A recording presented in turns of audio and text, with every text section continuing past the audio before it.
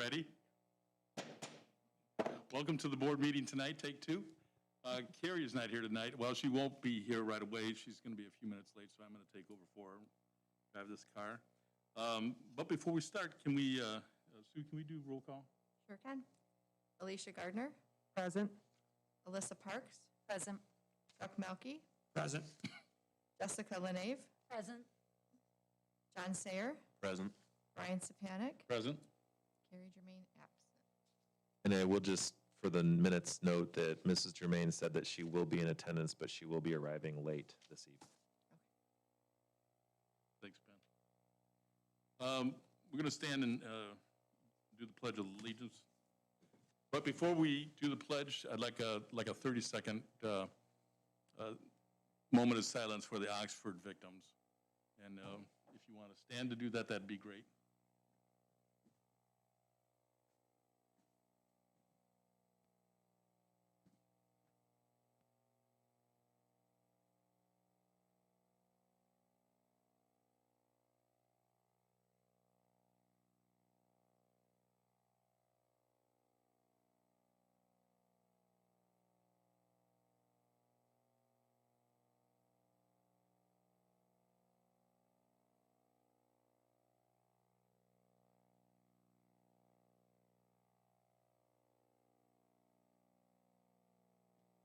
Thank you.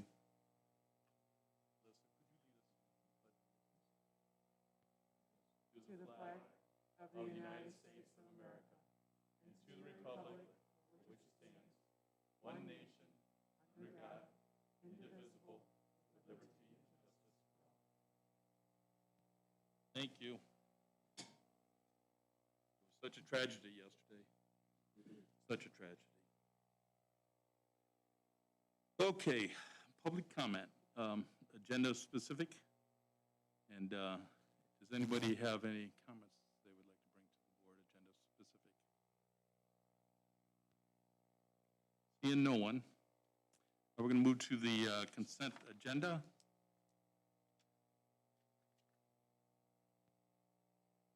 Everybody review that.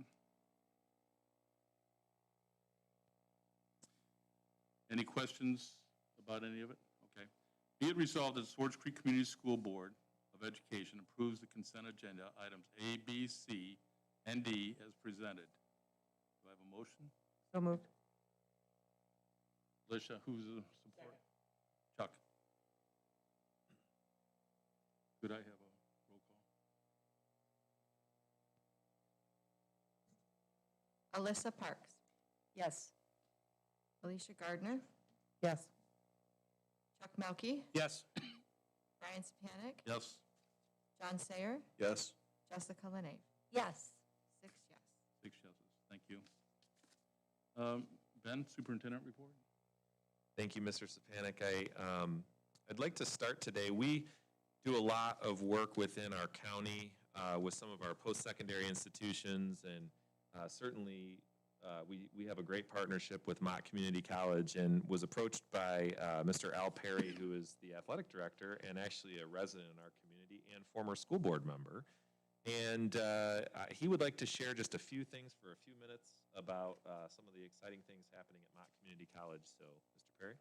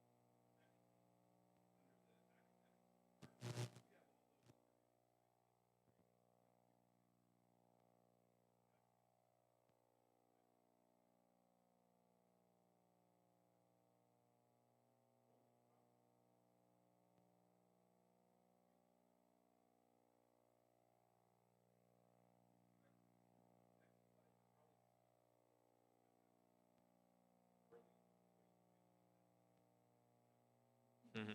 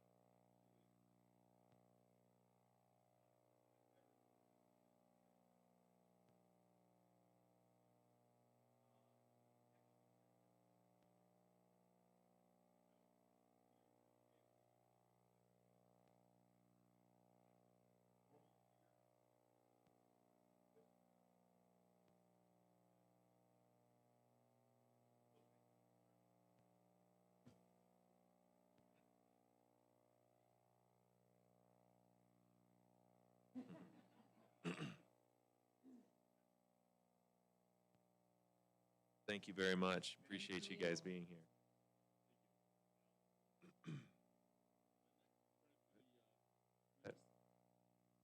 I'm still got a couple things, if that's okay. Okay, all right. I appreciate the eagerness, though. We're ready to get going. I just wanted to update a couple items. First of all, we had our 2 weeks ago, we had our meeting out at Gaines Elementary School. As I've said before, we're going to kind of keep that out there, and Jack has certainly talked about that as well. So had a really nice meeting. It was attended by about 25 to 30 people, I would say. And we had a nice opportunity to start brainstorming some marketing ideas for Gaines Elementary in particular, but also for the district. And so we have quite a bit of feedback that we received and ideas, and a good discussion was had, I believe, at the out at Gaines with the community members and families. We are going to start a marketing campaign in January, which is kind of the opening of our second semester school of choice window, to try and help just spread the good news about a lot of the things happening in our schools, and certainly Gaines will be a part of that as well. So look for that coming in January. I also just want to, and I appreciate Mr. Sapanic's comments, understanding that there was just an absolutely terrible situation that occurred yesterday in Oxford. And I've spent the last 24 hours obviously reflecting as a superintendent, as an educator, and as a father. But my heart goes out to the Oxford community, as I know all of ours do. But I think anytime things like this happen, especially when they're 30 minutes away, it causes all of us to sit back, reflect, and think about our own circumstances and our own processes and all of those things. And my hope is that we're curating quite a few resources right now for parents. I communicated yesterday after the event had occurred. We have quite a few resources that we're curating that we're going to be putting out to parents so that parents can have conversations with their kids, understand where to go, who to call if there's a need, if there's a struggle. And I think to continue to have the conversations openly when something seems amiss and something seems awry, that as a student, as a parent, as a community member, that you're letting those people who can intervene early know what's going on. And I think that in the midst of these types of tragedies, people look back and they say, this should have happened or that should have happened. And I have to say, having analyzed and knowing some of the training that Oxford Schools has been in, they did a lot of great things and they had a lot of things in place. We live in a world where mental health is on a significant decline, and we have to be prepared with resources as a school community, and we also have to be prepared as families and parents to talk to our children about these items. And so I hope that this will be an opportunity for all of us to reflect and to think about what we can do to continue to make our schools as safe as possible, and also what we can do as a community to continue to keep the lines of communication open. I certainly hope that all of us will reflect and think about that, and also our hearts and thoughts and prayers go out to the community in Oxford at this time. So thank you, Mr. Stepanek. So I can move on? Yes. Thank you. That was, I appreciate those comments about Oxford, the victims. It's just overwhelming. Let me move forward then. Student Board Representative Elena, do you have a report for us? So, it is a very exciting time of year because it is Christmas time. It's my favorite time of year. So, along with that comes several Christmas activities, such as at the elementaries, we have our Santa workshop. Deke is actually tomorrow. Morris is on the 7th. Elms is on the 8th. Syrene's is on the 9th, which I believe you guys will get to witness if you go to the board tours. And then Gaines is on the 17th, which is also the day of their winter bash. Our high school band concert, Christmas concert, will be on December 14th at 7, and they are also marching in the Christmas parade, which is this Saturday. And then our choir concert, Christmas concert, will be on December 16th at 7. Our magical and women's ensemble, which is 2 of our choirs at the school, will be caroling to the elementaries the week before Christmas break, as well as caroling through the village on December 20th. The middle school is starting a building-wide mindfulness program that will be done as a whole school every day right before the pledge. The hope is that teachers will use these mindful moments activities throughout the day as they see fit for their students. They are looking to be more proactive, not reactive with behaviors. There was a group of 7th grade students that organized a penny war to raise money for the Humane Society, and a group of 6th grade students that are currently selling different trinkets at lunch to support the Hurley's Children's Hospital. Both events were organized and created by students, so that is encouraging. Our high school esports team competed in the state finals for gaming last night, and they actually won, so that is big congratulations to them. I'm not sure what they do, but they won, so it was great. The middle school has started to hatch salmon eggs. Again, I'm not sure what for, but they are working hard on those. Aladdin Junior auditions were yesterday and today at the PAC. In fact, callbacks are happening right now, so that is very exciting. The athletic boosters had a boosters meeting last night, and plans for all winter sports were discussed. The performing arts boosters has a meeting on Friday at the draft at 6:30. Gaines is having their family movie night Saturday, December 11th at 5 at the PAC. I'm not sure what they're showing, but there's going to be popcorn. So, the Young Entrepreneurs Club has started to meet every Tuesday at the high school. This is for a chance for students to come and learn about business and construct business plans to pitch to a panel of judges, and the winner will receive a prize. I'm hoping to have another student roundtable. Right now, I'm shooting for around February. I was thinking about January, however, with exams and end of semester, that just makes it difficult. So would February be all right with everyone or anyone that would like to attend? Yes. I don't have any exact dates yet, but. All right, and that is all I have. Thank you, Elena. We're joined by the president, chairman, Mr. Maine. Gary, you want to take over? Thank you, Brian, and my apologies for being late. I had a work meeting, and sometimes we have to do those things first. So moving on, we have informational items in your packet. Then we have our board subcommittee report. So I'm going to throw it back to you, Brian, for policy. Before you get started, Mr. Sure. Stepanek, could I just say, Elena reminded me that on December 9th is our first board tours that we scheduled. We are going to be visiting Cyrene, the high school, and Elms Road Elementary School in that order. And so we'd love to have you there.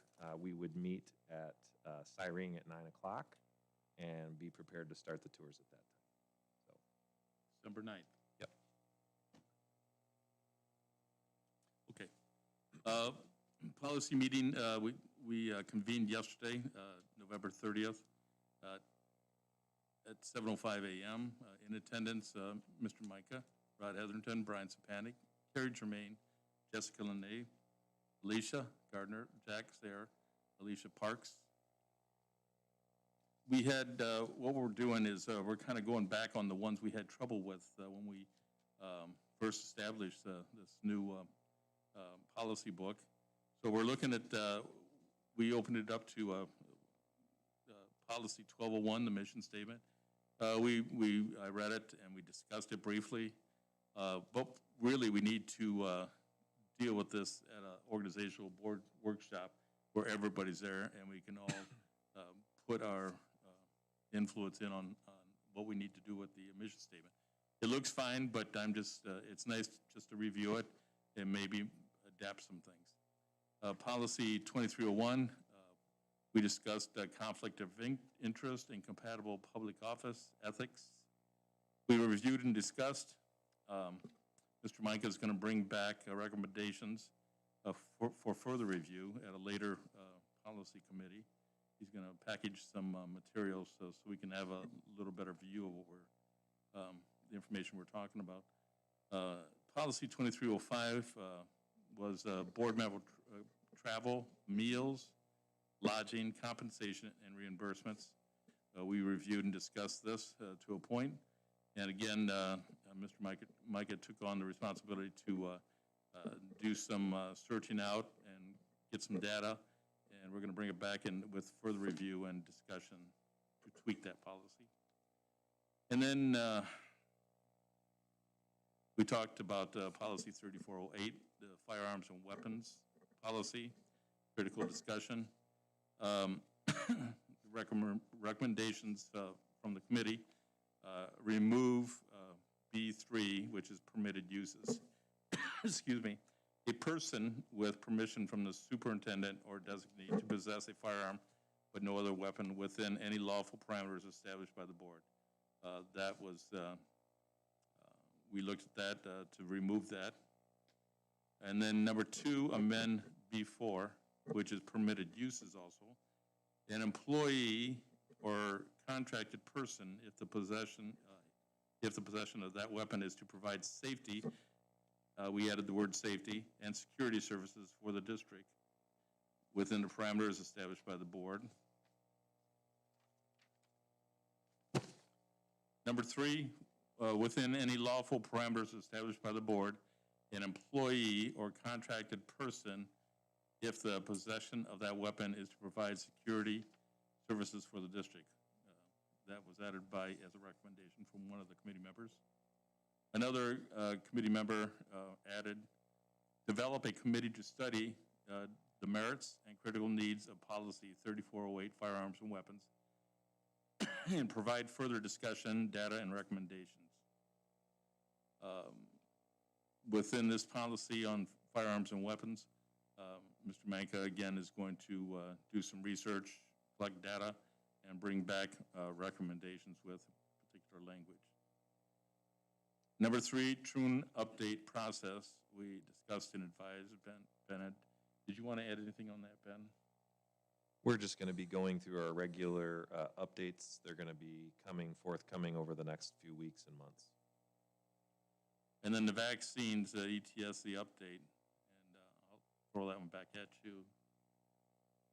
The Sixth Circuit Court of Appeals has placed a stay on the OSHA vaccination requirements. We are following that very closely in preparation for what our obligation is to that legislation, and what the Sixth Circuit Court will do will have an impact on the Fifth Circuit, which is us, and has implications for everybody across the country. So we're watching that very closely at this time. Thank you, Mr. Micah. Public comment, there was none, and then we were adjourned at 8:10 a.m. Any questions?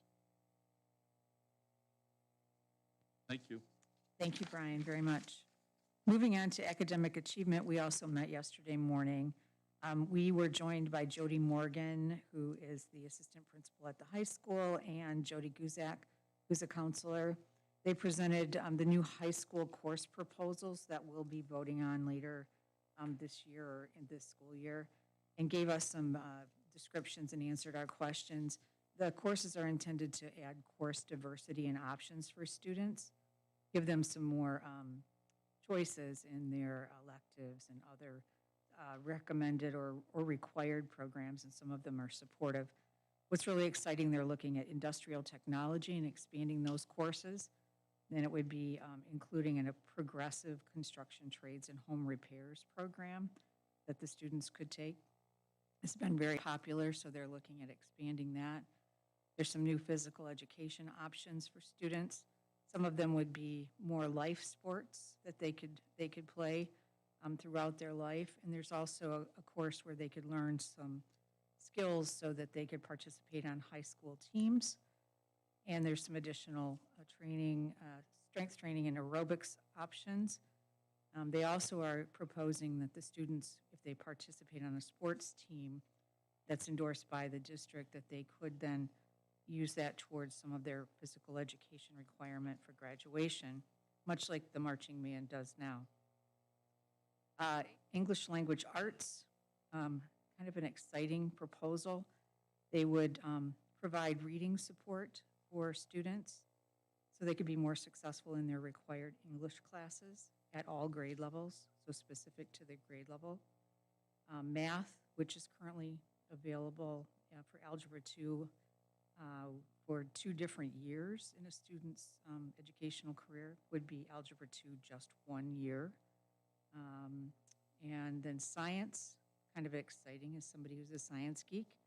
They are going to expand the chemistry level options so that those students that might need a higher level for college or an introductory level, they'd have those options, and then a full year for physics, botany, which is really exciting, and plant study, and environmental science for students that might be interested in that type of science. Performing arts and drama has proposed some public speaking and also some hands-on behind-the-scenes play production opportunities. Performing instrumental music has proposed use of Chromebooks for electronic music production, very similar to what's being done in the music industry. Songwriting and introduction to guitar, they did say that the guitar course would provide the guitars for the students, or they could bring them from home. There was no public comment, and that was it. Any questions? Did I miss anything, Rod? Good. Go ahead.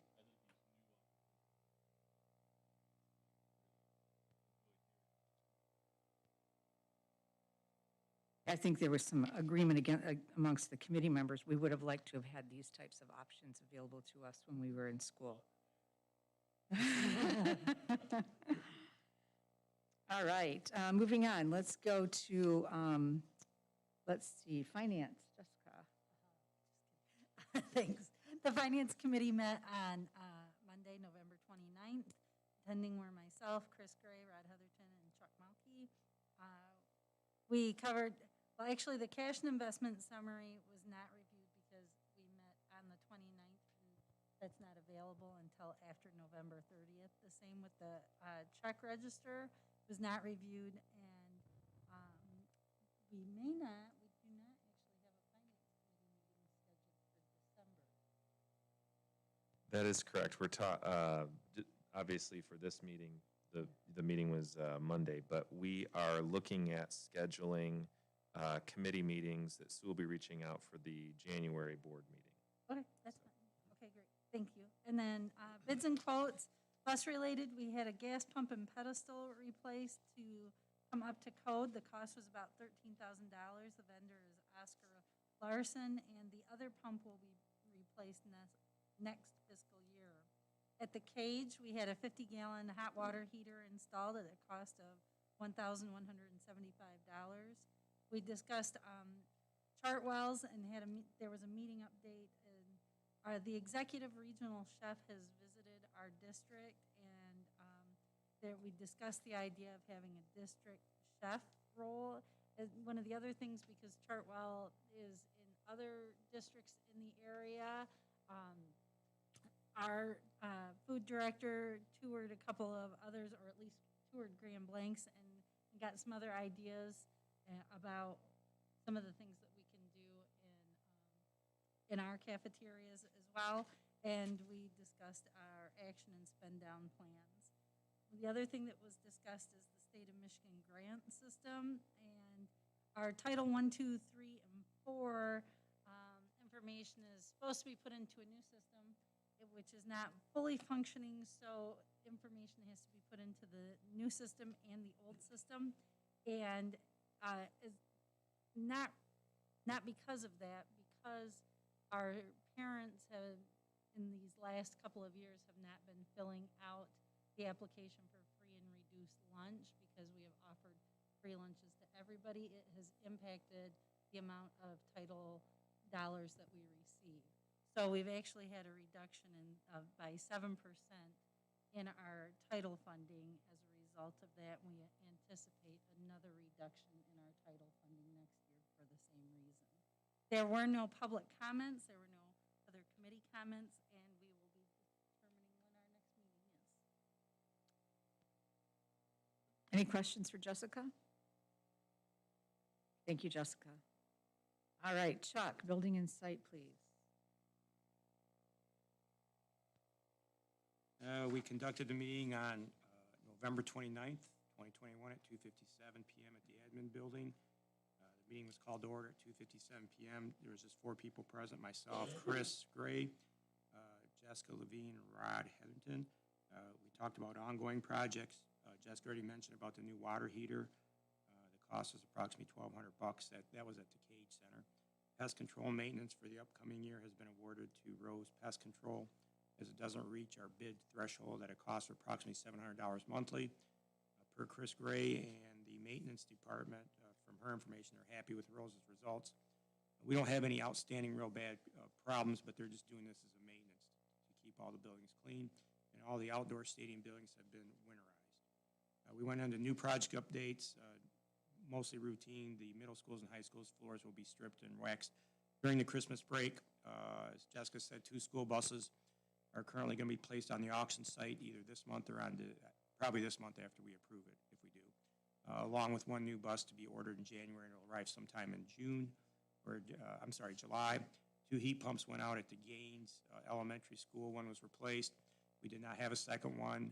It is on order, and there's sufficient heat, though, to operate the building currently. In the transportation update, lengthy conversation on district needs. We still have about 11 drivers currently. The district has 3 potential drivers going through the process to be hired. There was no public comment, and we adjourned at 4:11 p.m. We don't have a date for January, as our school schedule has not been set. Any questions for Chuck? None? Okay. Moving on, we have several board discussion items, beginning with our district athletic department report.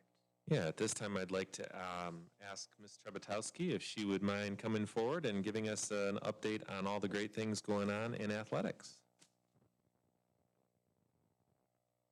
Good.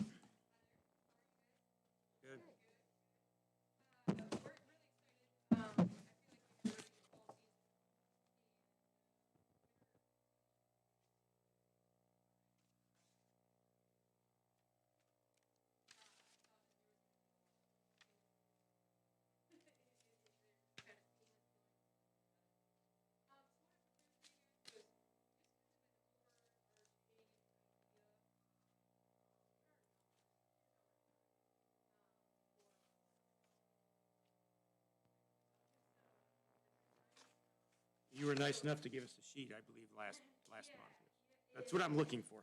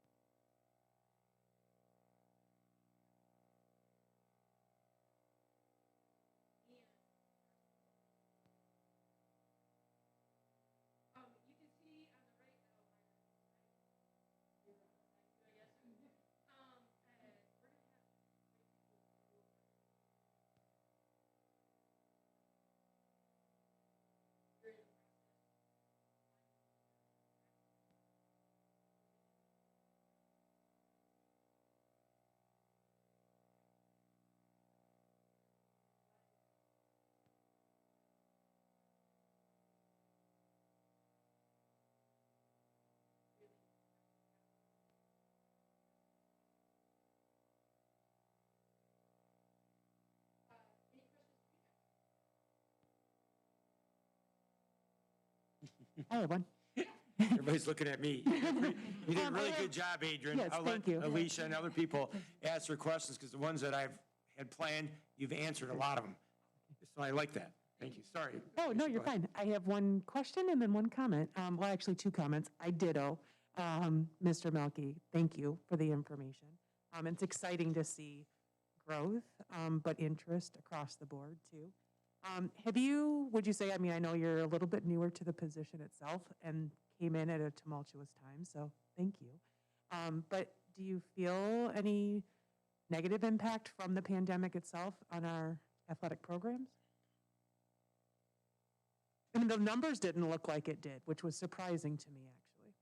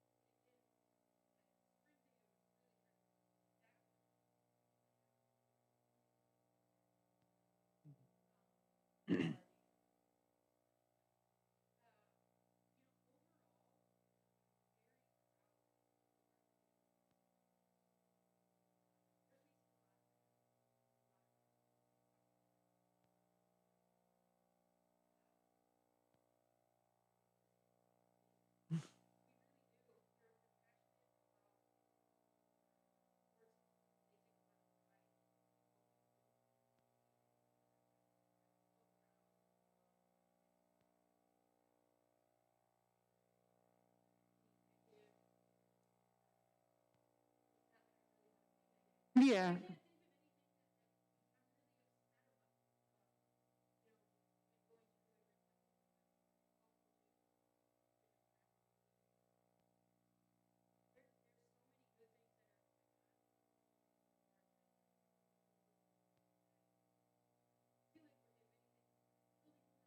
Mhm. And then my comment, I always like to add in there, I love and want to give kudos to all of the student athletes. If you would add my suggestion, but one more column, we have a tremendous list of student scholar athletes, and I would add in our academic scholars to that list. Comment. So you know me, Adrian. Zane's mom. Zane, one of those persistent kids that you talked about that push for both esports and boys volleyball. And I guess I just wanted to comment that your predecessor and then yourself have been very open to the students who want, we're asking about new opportunities, and just, we really appreciate that. Yeah. And esports, they play the finals next week. It was semifinals yesterday. I'm so sorry. I talked to Mr. Price today, and he said it was finals. So Oh, well, I maybe apologize it's for that. new. I mean, my understanding is they're in the state finals next week, but they are undefeated. So it has been an exciting launch to that. So Chuck, I know you have Yeah, questions, thank but you. go ahead. Yeah. Can I just run real quick Yeah, question? go ahead. They're proposing an adventure education curriculum change for the physical education program.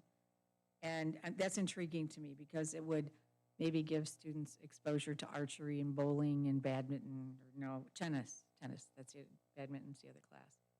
Is that something that you think would help boost your numbers or really spark interest so that students could play those sports at a high school level? And I know that they could then maybe get credit towards their PE. I'm just wondering if you've had any thoughts on that.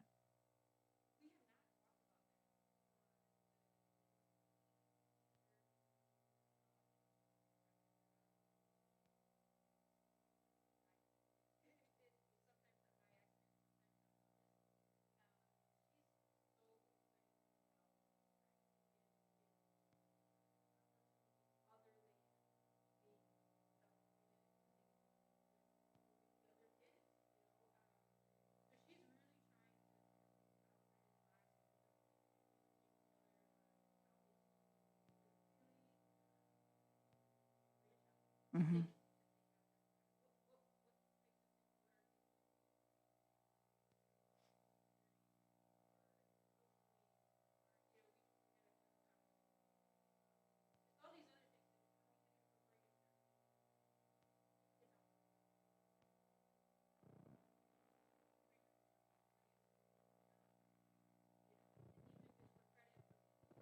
Right.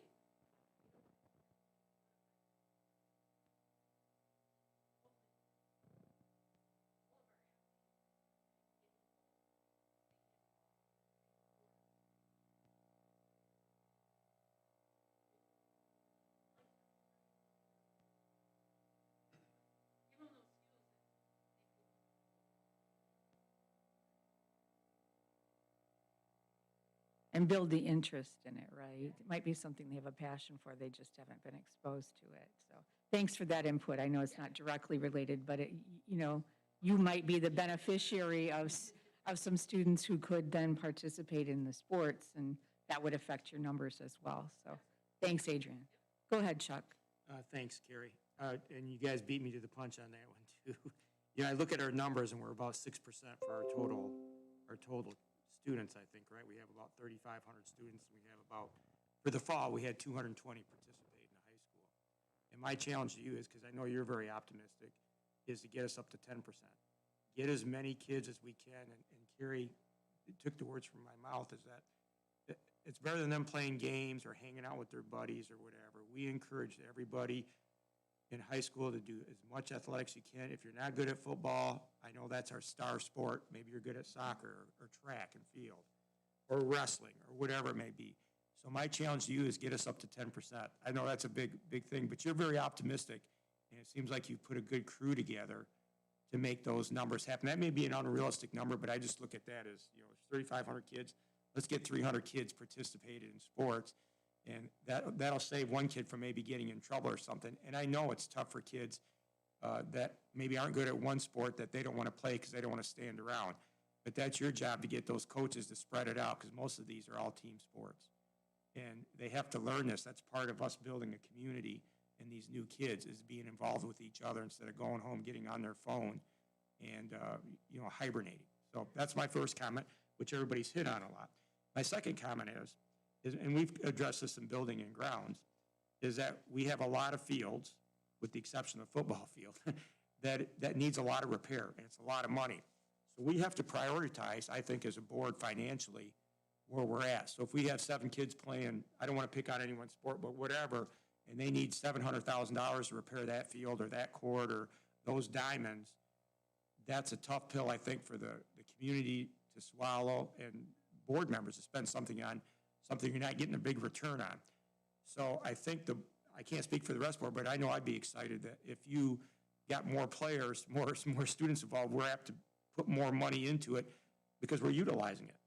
So I think what I would like you to do, and I think we've talked about this before, is you do an assessment of all of our fields and prioritize them on what you think needs repair, what you think needs to be addressed sooner than later, so the board can start working on it, so we don't get stuck with, hey, we need this fixed, Chuck. Yeah, and I know you're probably already looking at that because we talked about doing that with some of the ball diamonds. And that's it, current recruiting and the status of our fields and stuff, and get those kids out there. And I know you're optimistic and you'll do a good job for us. Yeah. Right.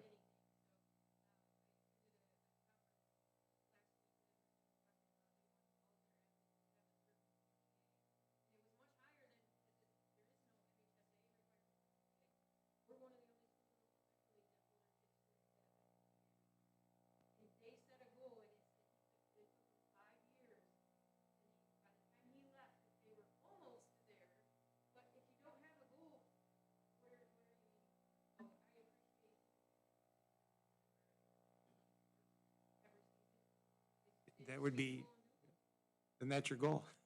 Yeah, and I know you're the person for it, but I think the board will support you 100%, in those types of endeavors, because we want to see kids doing those types of things. I know a lot of kids now have to go to work, a lot of these high schoolers and stuff do, but everybody addressed a lot of my issues. So I appreciate it, Adrian, and we'll be talking soon at the building and committee meeting so we can get rolling on things to help assist you.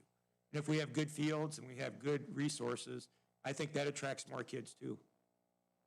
So we have to spread it around. Jack, can Jack go? I Okay. just have some Then we'll go quick to you. comments. Obviously, you know how much I appreciate you from teaching and all that, and I'm so glad how hard you're working, giving us this information, getting everybody up to snuff with athletics and such. And I echo Chuck here. I appreciate your hard work. We have a goal. Let's get to that goal. Of that 10%, obviously obesity is an epidemic in the United States, and getting our kids active, getting our students to be more physical and working out, losing weight, just in general being more healthy in their lifestyle. I think that's a great goal to have. And I just want to, I think for the rest of the board, I don't want to speak for you, but I think you'd echo this. I want to tell you how much we appreciate your hard work that you do for us, and how much we see what you're doing and we love it, as well as to our student athletes. Recognize their hard work and their efforts, and our athletic scholars as well. We just want to echo our appreciation for all of them, and that's my comment. Thanks, Jack. Alicia? I'm sorry. Oh, no, you can say something, and then I just have one more comment.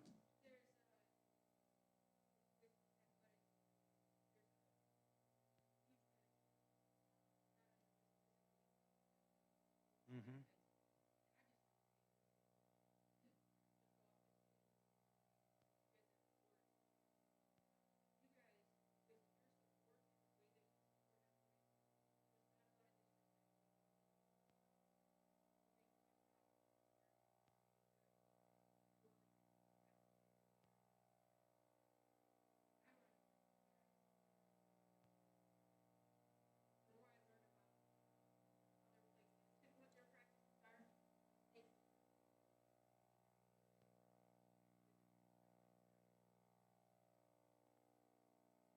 Well, thank you for that. It's easy to follow that. Kudos. I actually am going to put a different challenge. I appreciate the challenge and the goal that Mr. Melky put forward. However, I would like to suggest that maybe your first goal is to get a baseline. So you have those numbers, but albeit I completely support athletics, I think we need to really focus on all of our extracurriculars. And increasing participation. So like Mr. Melky did speak to, having those other opportunities for kids, not every kid's necessarily going to be a varsity athlete. But, and we just spoke to our club expansions and all the things that Creek does support for our kids, if we could get a baseline across the board to see how many kids are at least involved in something, whether that's performing arts, music, production, something beyond their academics. If we could get that baseline and then set a goal from that. I do think, and then you can break it down, whether that's athletics or something else, but I do think there's something to be said for at least counting those kids that are doing something else, that it's a collective push, that it may not fall on your chart, but if they're doing a club sport, they're still participating in something. It just might not be at that level. Sure, go ahead, Jessica. Number one, as everybody has said, thank you. Thank you for doing a wonderful job. Thank you for putting all this information together. Thank you to the whole department for being responsive. As a parent with a child in athletics, you guys have been doing fantastic. And the coaching this year was wonderful, and just the level of engagement. If I may, I have a couple of possible suggestions. I missed it, and I'm going to confess, I totally missed the email because it said final form, but it didn't come from you. It didn't carry the same way. I'm like, yeah, I'll get back to that. I totally missed it. So that said, when you were going through, there maybe in the future list an opportunity, or I missed it, and I know that you'd be responsive if somebody sent you an email, but to give an opportunity for a comment section, because sometimes I think, yeah, I strongly agree, but I'd like for you to know a little bit more. So just so we get. Oh, okay, great. See, and because I haven't filled it out yet, do it.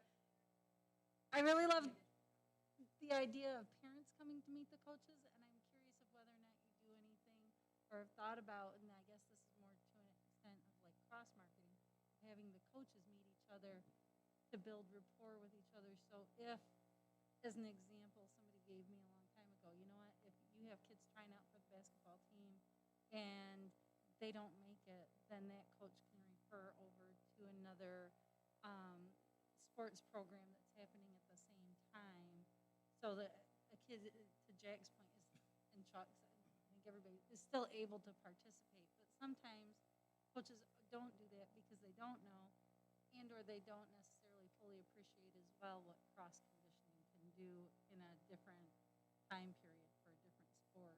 And I think, I assume coaches know that, but they may not, or they may not have that rapport with each other to be able to encourage the kids to participate in other sports. Does that make sense?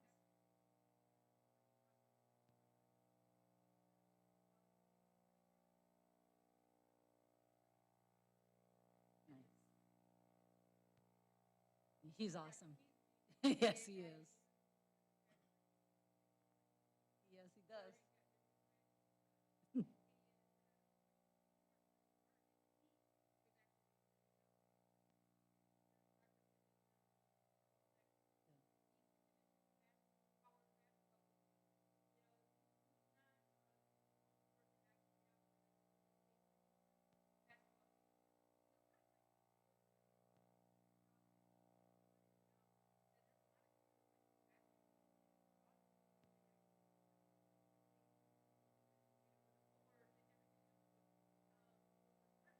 Good.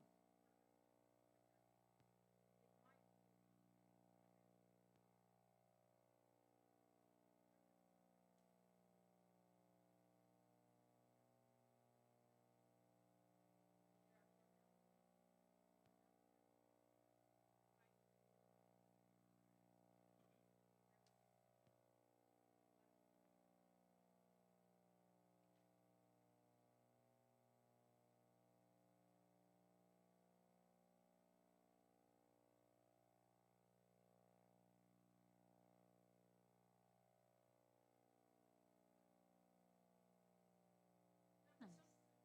That's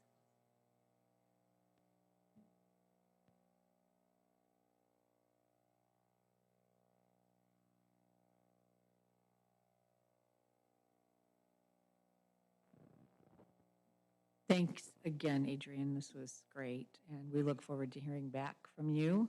I know we have winter, spring sports coming up, so thank you for all you do and for your leadership. Appreciate it. Thank you.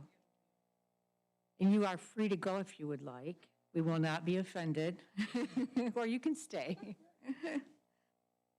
Okay, next we have our Esser conversation. Ben, I think you have some information for all of Yeah. us. So we talked about this at our last meeting.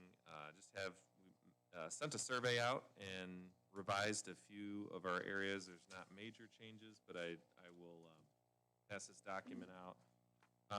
So the deadline for the ESSER 3 application is December 15th, and we're working on that. Just to kind of give you some perspective, Rod has a big part of this with the submission of the narrative portion of the application, and then Chris has a very large part as well, which is the financial side and what types of assurances have to be completed. But what we're seeking from you tonight is just a preliminary approval of this is where, we're going to apply for the funds.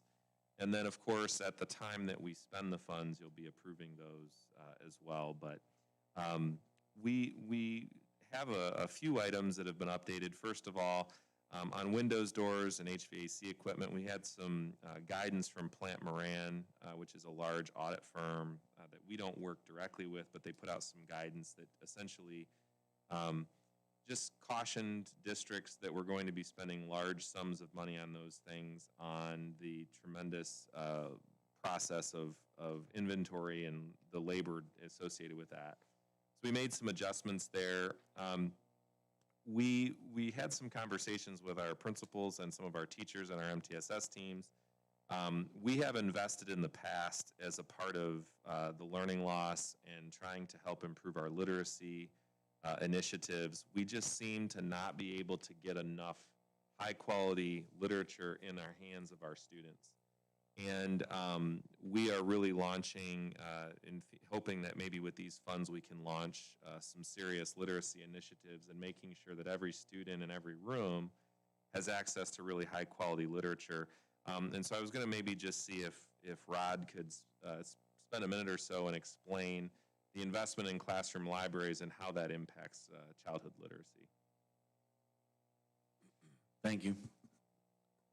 We have always procured these small little literacy grants from like 20 to 40,000 over the last couple of years and tried to put resources into classrooms. When you look at a number like 150 and 150,000 at the secondary and elementary level, this is a huge, huge investment in learning.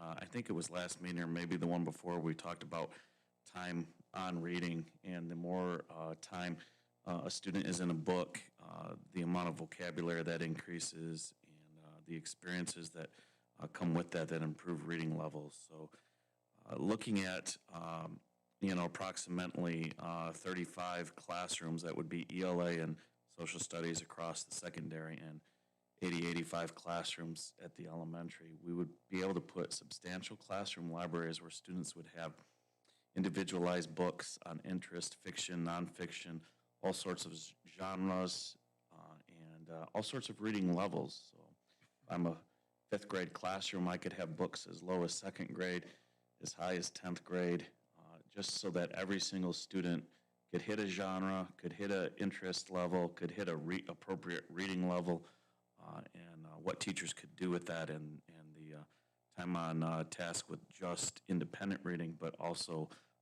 conferencing and literacy circles, book talks, book shares, all of these things increase reading. So it's pretty exciting, and there's a lot that could be done with that. Like I said, over the last 5 years, we've probably put on average about 20 to 30,000 towards this. So this is a huge investment. Right now on the sheet here, you got 157. Well, we get that. We apply for multiple smaller grants every year. I get somewhere between 30 and 40,000 usually off of the early literacy grants each year. Yeah, 4 to 5 years. They don't always go to classroom libraries. Sometimes they go to classroom interventions. It's all about, it came around, those grants came out like when the 3rd grade reading law came out, and it's money to be spent on making sure our kids can read by the end of 3rd grade. So what you see before you is obviously a preliminary list, and we would put this in our application, fill out all the background information, submit by the 15th, and obviously there will be a process for amendments. So for example, one of the items on here that's gotten a lot of support across a lot of different stakeholder groups is this concept of therapy dogs. And there are a lot of logistics with therapy dogs, right? You have to have an owner who is a quality owner that wants to participate, that's going to be able to be in the buildings and with the kids. And so as we start looking at those things, let's just for say that we might not be able to get quite as many therapy animals as we'd like, then we may have to make an amendment, right? So this is not a finalized, like it's set in stone. We do need to get the application in. So this is kind of just signifying we're good with this as a preliminary, and then from here we build into potential amendments in the future as we see what's coming. But this ESSER 3 allocation for Swartz Creek is $4,576,127. So it's a great opportunity for us to do some one-time spending, which is actually one time over 2 years, so over the next 2 school years. I'll take any questions that you have or suggestions or feedback if you have. I have a question just to start off.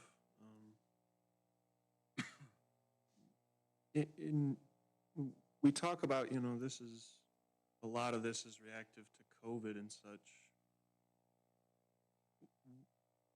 In the original document we were given, HVAC and air quality equipment was around $800,000, which I understand why that would have to be lowered. In the new one, it's paired with windows and doors as well, which on the original windows and doors was $150,000.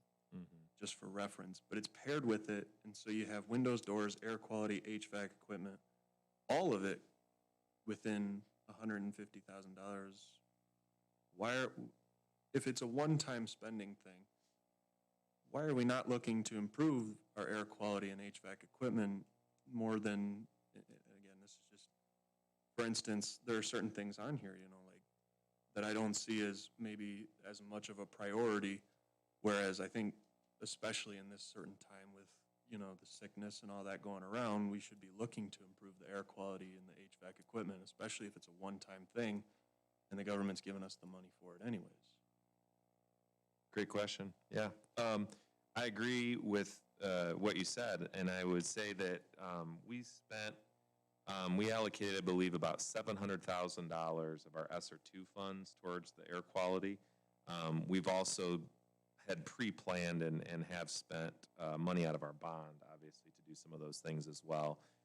So when we got into the nitty-gritty, we heard from Plant Moran, if we were going to spend the additional dollars on those things, it could be a bond offset, but we would have had to have done some extensive work with what's called the Davis-Beacon Act, which is a prevailing wage law requirement as a use of federal funds. So without getting too far into the weeds to explain, to hopefully answer your question, it became very, very laborious, and we said we've already spent, you know, over $1 million of those funds between bond and ESSER funds on those types of systems. And so we felt like, and obviously in the preliminary list you got, as I said before, we were over budget, so we had to cut some. And we thought, you know, that would be an area where we've made a substantial investment.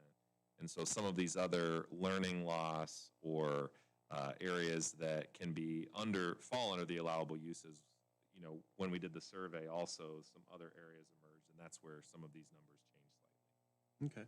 Yeah, no, that answered my question. I was just wondering. Yeah, no, it's a good question. It's a big cut. Yeah. This is a working document in progress. Yeah.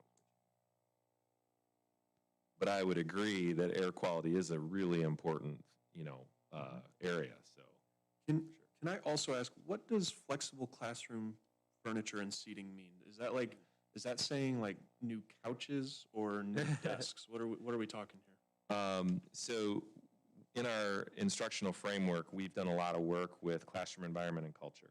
And so as an instructional initiative, our teachers are trying to find ways to get kids in the classroom to be more collaborative, right? COVID has impacted that greatly, right? So a lot of teachers in COVID out of necessity had to go back to sitting in rows and, you know, numbering seats and all of these types of things. As we are hopefully emerging and moving through the pandemic and hopefully to the end at some point, what we want to get back to is the ability for a lot of our teachers to have that flexible ability to group kids. So for example, a traditional desk chair, one single unit, metal unit, we have a lot of those assets in the district, but they're very old, they're retired, and some of them are breaking.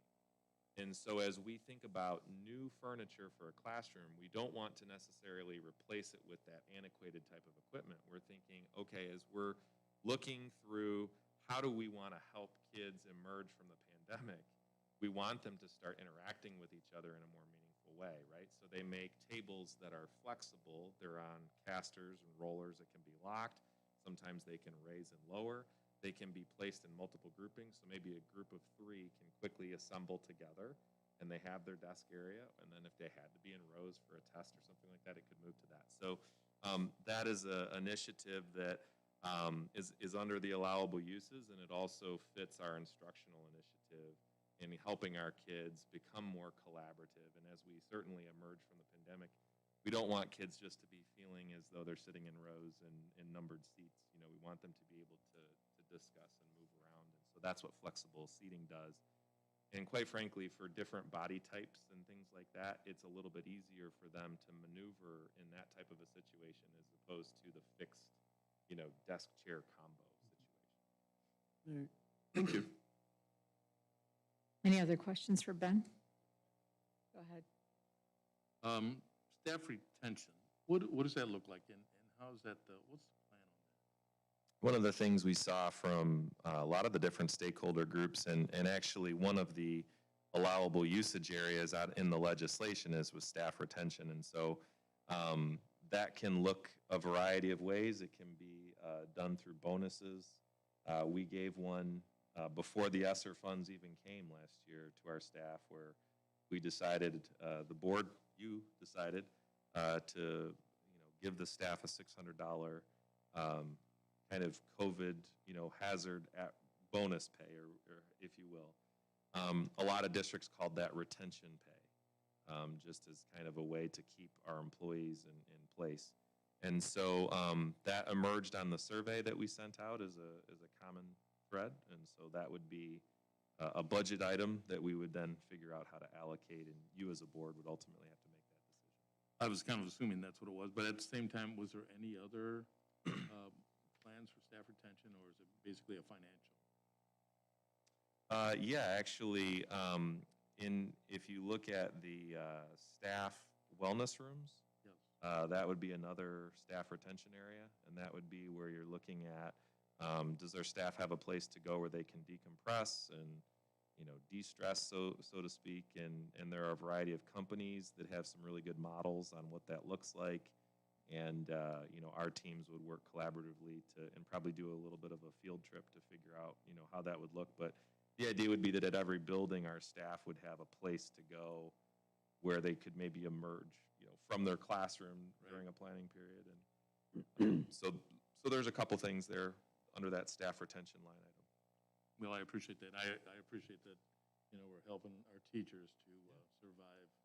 I would honestly argue, actually, Ben, that almost everything on here points to retention in one way or another. Sure.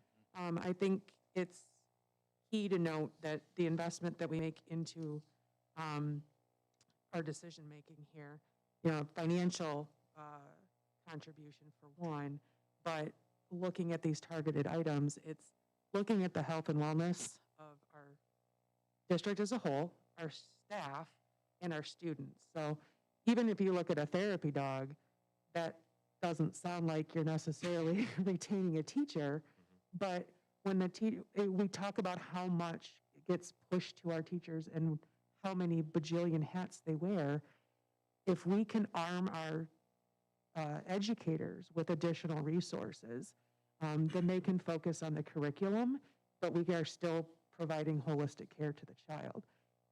With that, I want to point out the staff wellness rooms, but you also have allocations here for actual medical oversight within the district.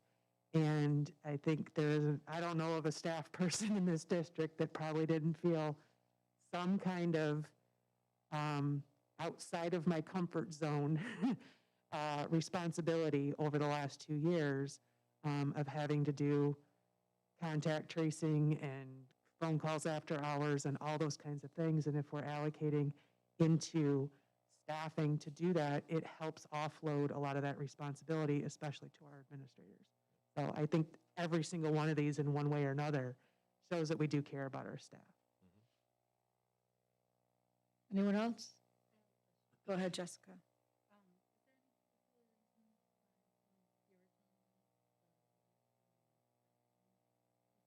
Can you do your mic, Jessica? We can't hear you. Yeah, sorry. I was asking, based on the first draft that we got in this one, just in particular, if there was a specific reason why curriculum came off. We had budgeted those dollars in our general fund, and, as we looked at the overage, we had to find ways to shrink that, and so we thought that that was an area that we would be better served in the classroom libraries. So you'll see that on the classroom libraries, on the original document, yeah, you'll see, we're slightly over that, not a ton, but between the two, we got a little bit more specific on how we were going to use those funds. So the curriculum materials, we have a curriculum budget that we expense every year, textbooks and different types of programs. So that was something that when we were looking at the priorities didn't quite make the top. So I just want to thank you, Ben, for your leadership, but for all the other folks like Rod who've been involved in taking our laundry list, and I'm sure it was much larger once you did the surveys, and trying to narrow it down, collate it, combine all of the ideas, and come up with this great list. Yeah, thank you. And as I said before, nothing's written in stone. So if we get down the road and we realize that there are some other emerging needs that you as board members feel, or if we need to make adjustments, then we certainly can make those amendments at the time that we need to. Can I couple more questions. Sure. Just what is a medical liaison? So the medical liaison, we actually have started those positions kind of, we preempted those as a big need around the district. So we hired 4. We call them staff and wellness liaisons. And these are individuals that are helping in the buildings with behaviors, with some of the trauma. They're helping everything from directing traffic in the morning and afternoon to then also handling a lot of our COVID-19 protocols. So they're helping with understanding, okay, if somebody might need to be quarantined for contact tracing, they're reaching out to the parents. They're helping be a liaison between the school and then helping the parents understand what those quarantine procedures would be, following the health department toolkit, those types of things. And so they're really, I think it came from the board here about, is there a way to help the principals in managing some of those procedures? And they're not just helping the principals, they're helping the teachers, they're helping the support staff.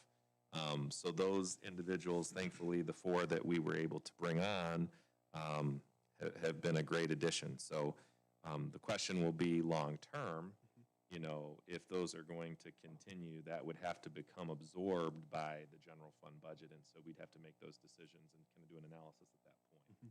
To kind of bounce off what you said, that kind of relates to my next question. We've got registered nurses on here, 2 of them, that's $300,000. If that becomes a legacy cost, budgetarily, how will that affect? Have we looked at that, how that'll affect the budget if that was to become more than just an Esser thing?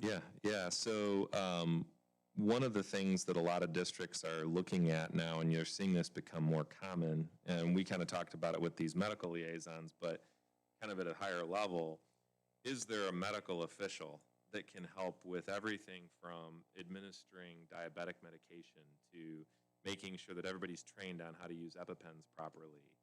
How do we make sure we manage and chart our medications that we have throughout the district? And so this is an area that we've talked about in Creek for a while. We haven't ever made the general fund investment. And so this would be a way to at least say either A, we would like to contract with a hospital or somebody like that to try and see what that position might look like for us. Or to put a position out there and say this is a 2-year position, right, because it's grant funded. And, this may not be something that we continue in perpetuity. So we have to understand that kind of going into it.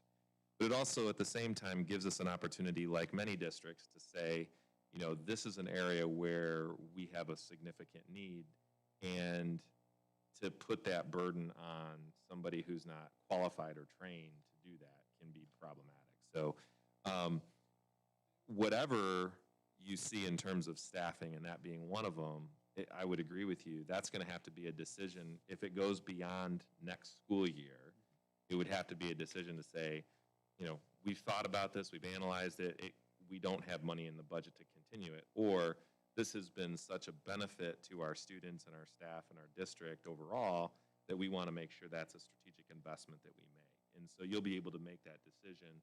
And this would allow us, at least through the pandemic, hopefully to be able to have somebody to help us through and do a trial run with the grant funds before we would have to dip into our general fund dollars. Okay, thank you, I appreciate Can I that. clarify on that a little bit too, just so that you're aware, or the other board members also?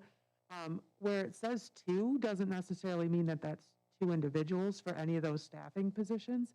It's doing that budgeting for at least 2 years. Since we're getting grant dollars, so then we're looking forward for the next 2 calendar or academic years. And then we would have to evaluate after that, is it something that obviously proved beneficial? And then we can look at our general fund dollars, whether that needs to be. Thank you for that included. clarification. I actually didn't know that. I Yeah. appreciate that. It just depends. I mean, we'll have to evaluate once, we approve kind of what we're doing.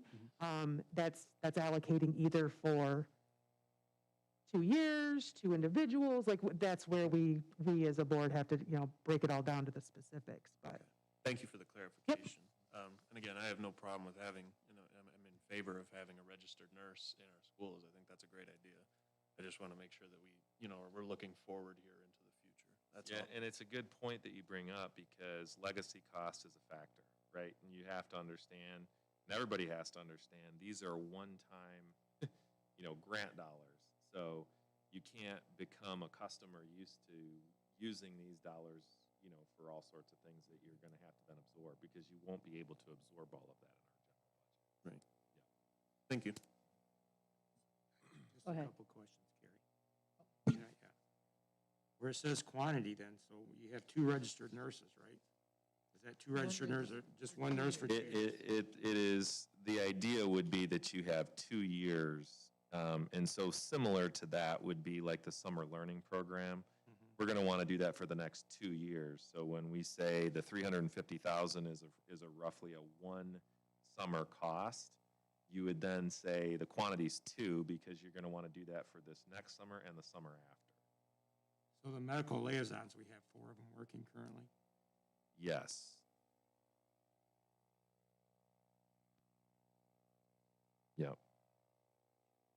What's the board policy? I know the superintendent has a lot of latitude, and I actually brought this up, but when we create new positions, I don't remember this coming to the board. So I mean, did yep. it come to the board? We had discussion about it. It wasn't by policy, that's not an approval. Okay. That comes from those particular liaisons would fall under non-certified staff. Got it. So anytime there's a non-certified staff position or hire, our policy has dictated that that's something that, sits in my seat. And obviously, that's something you could change, but No, that's how we've operated. I don't want to micromanage, but if we create several positions, that's creating a little bit of a budget. Well, for example, if we We- were to hire a school medical official, Right. okay, that would not be somebody that I would hire. That would Right. be somebody you would approve. I'm not even worried about that, Ben. I'm always concerned about creating positions because I didn't know about this. Although I suggested this several months ago for help for the principals, Mhm, but I didn't know that we went through and hired them. mhm. So, Those have been presented in this room, so.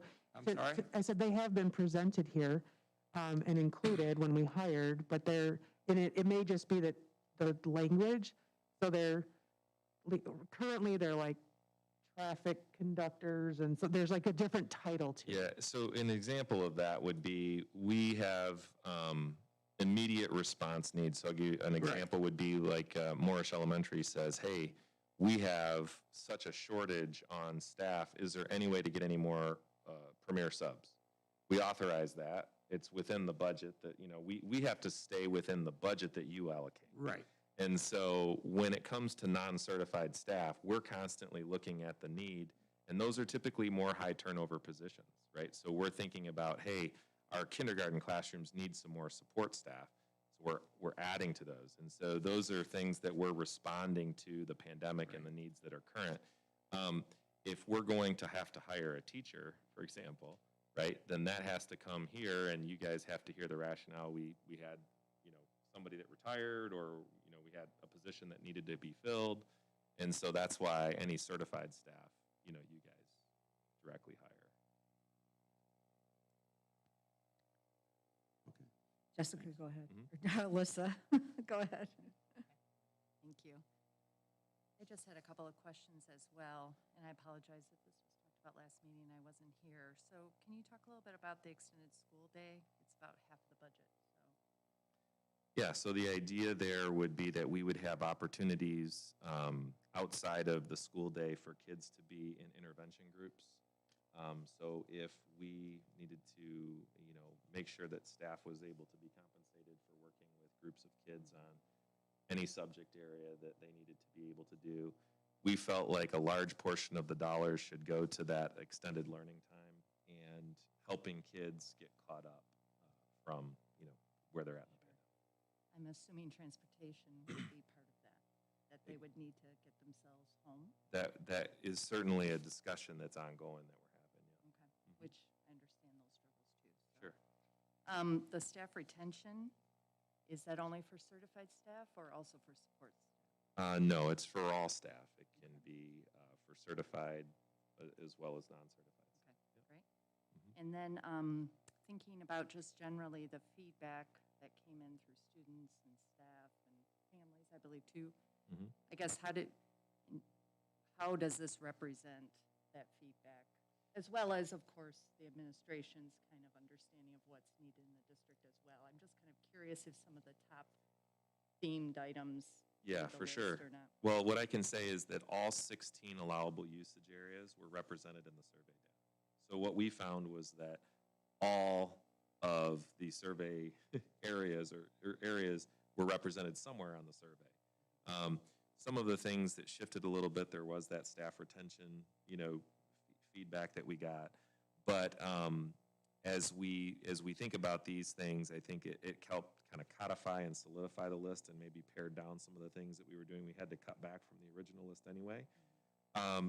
And what I'm going to do also is I will share the survey so you guys can have. I'll actually bring it so we can post it as a part of the public meeting at our next board meeting so that you guys can have it, That would be see the really results. Yeah. Thank you. Who all has been surveyed, Ben? Went out through the district, so staff, parents, community members. Oh, yeah, okay. Carrie, may I have a couple more questions, please? Sure, go ahead. And I don't, maybe he said, Ben said this, but I don't recall. When's the grant deadline? The grant deadline in terms of the application is December 15th. And so, again, And today's what? December the 1st. Yeah. So we only have 14 days.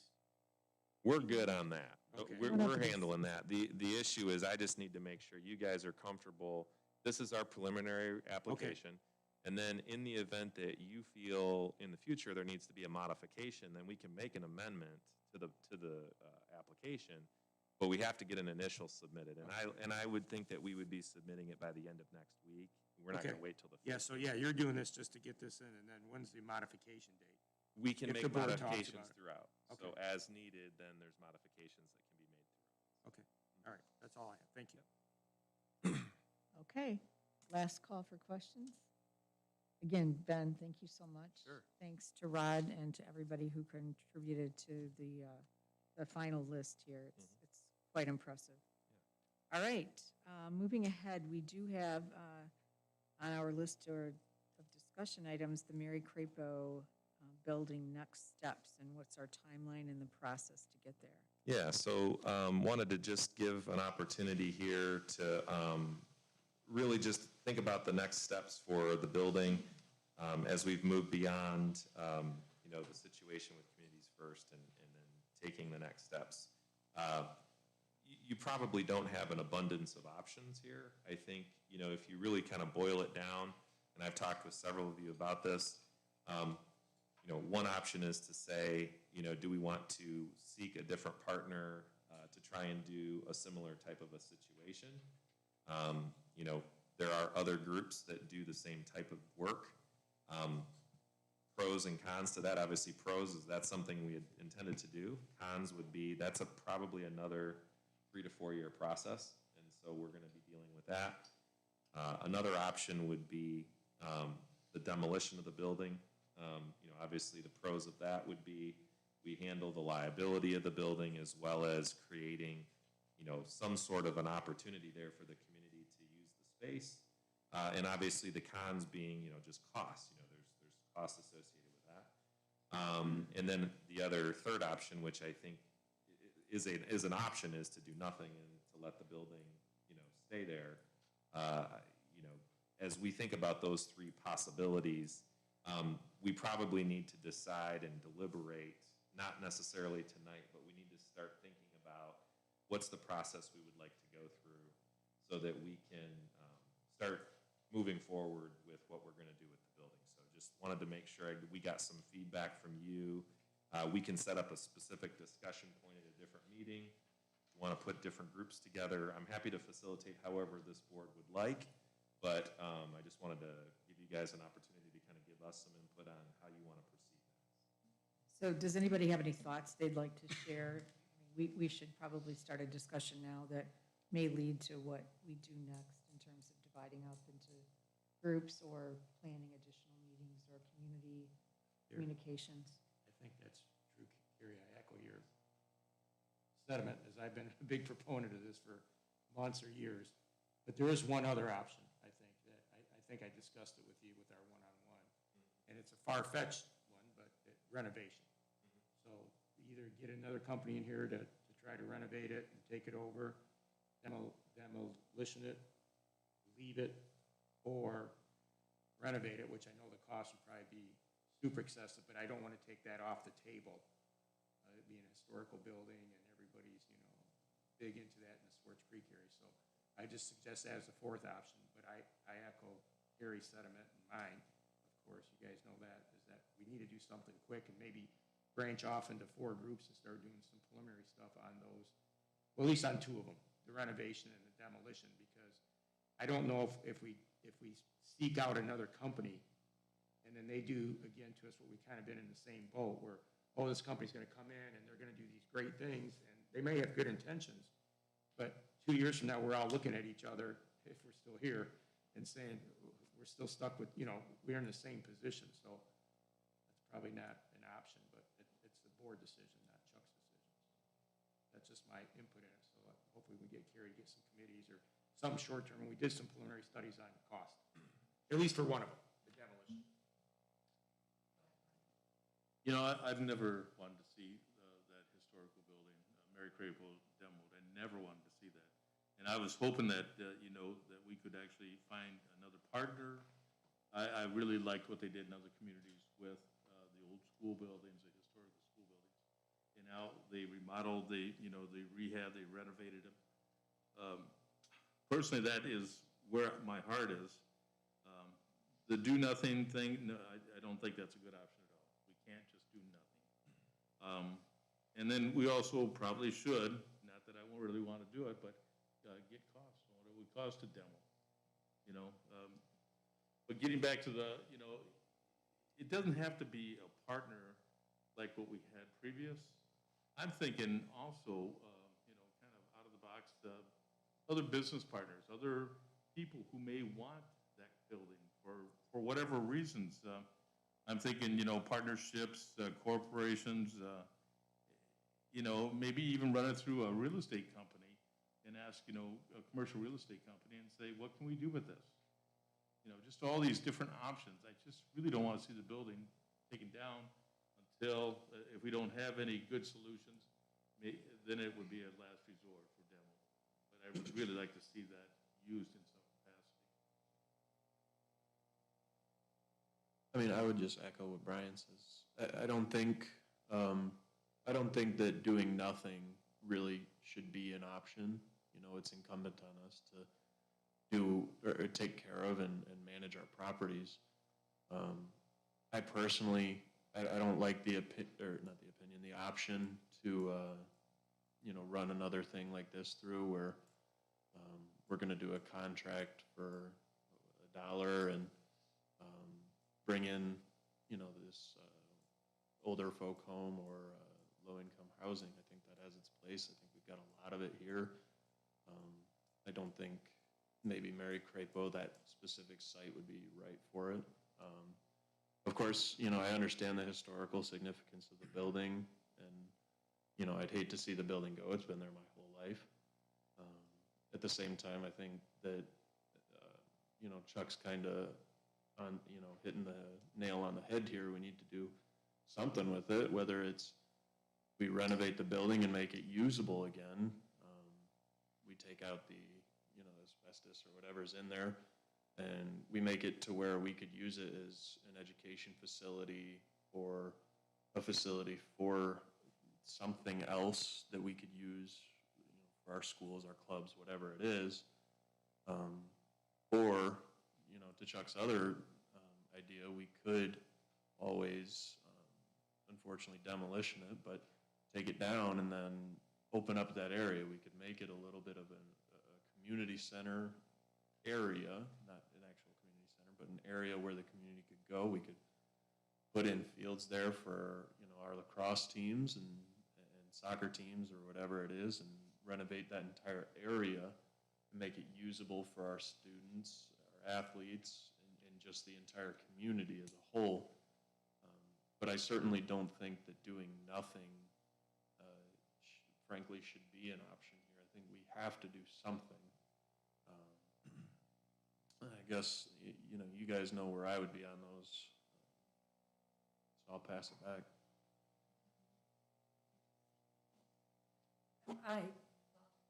We can always do nothing, it's just not a very good choice, right? No, sadly, that's a choice in my life sometimes. Anyway, we're. We can safely eliminate that one. Yeah, yeah. Now we're down to 3. Yeah, it really, and because the other part to that, and this, I think, makes the decisions potentially more urgent, is by it being vacant so long, it affects our insurance and our liability concerns with the public there. And the cost of renovation now, because it has sat empty so long, is going to be even greater than it was. And it was previously 2 million, roughly, is that right? The last cost figure was about 800. Is that what it was? I thought it was much higher. That was a couple, 3, 4 years. It depends on what a renovation means. So if renovation is getting it so that people can legally inhabit the building, yeah, probably about 800,000. Okay. If it's using it for any significant purpose, it's well into the millions. So, you know, it's, Two million came up from our. Yeah. So Ben- Renovated for use every day. Because, so, and if I may, to the thought about using it for something else, I've been trying to remember what community it is. All I can think of is Langsburg, but I don't think that was it. They have one of their old schools that is like, almost like a strip mall of sorts, where there are multiple businesses inside their historic school, but it's taken some time. I'm not certain if they even actually own it. I rode by it on a bicycle, so it was hard to turn around and go back and take a look and see if that's anything that we can do. I can say, I don't know how many of us, and they're not the only people. However, I know the residents right in that area have come to us here, and in this last year have said to me that they would like to see that turned into more of a green space. There has not been,